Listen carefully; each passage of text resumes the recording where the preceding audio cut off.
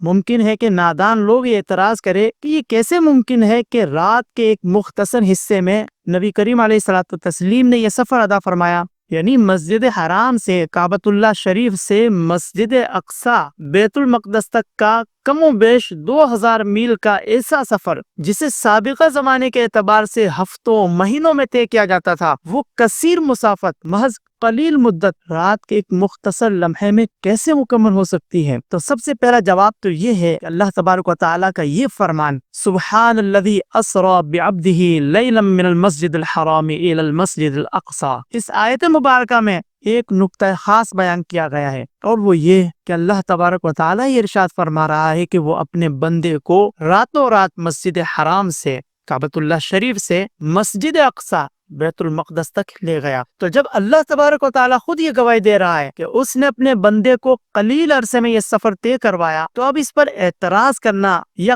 قلیل عرصے میں اس معجزے کے ہونے پر تعجب کرنا یقیناً سخت حماقت ہے۔ یاد رکھیں کہ جس رب کا اپنی شان کے لائق کن فرمانا ہی کسی بھی شے کو عدم سے وجود میں لانے کے سلسلے میں کافی ہو، اس قادر مطلق ذات کے لیے کوئی بھی شے ناممکن نہیں۔ جو رب اصحاب کہف کے 309 سال غار میں گزارے جانے کے باوجود ان کے اجسام کو، ان کے بدنوں کو پہلے کی طرح تر و تازہ، ان کو توانا رکھنے پر قادر ہو، اس ذات کے لیے بھلا کیا مشکل؟ جو رب اتنے طویل عرصے کو، یعنی ان اصحاب کہف کی نظر میں محض ایک دن یا دن کا کچھ حصہ سوئے رہنے کے گمان کرانے پر قادر ہو، اس ذات کے لیے سفر معراج کچھ بعید نہیں۔ تو خلاصہ کلام یہ ہے کہ اس معراج کا یہ تمام سفر رات کے ایک مختصر حصے میں ہو جانا اللہ تبارک و تعالیٰ کی طاقت و قوت سے خارج نہیں، کیونکہ کائنات کا ذرہ ذرہ اللہ تبارک و تعالیٰ کے احکامات کا پابند ہے، وہ قادر مطلق ذات ہے، اس کے لیے کوئی چیز ناممکن نہیں۔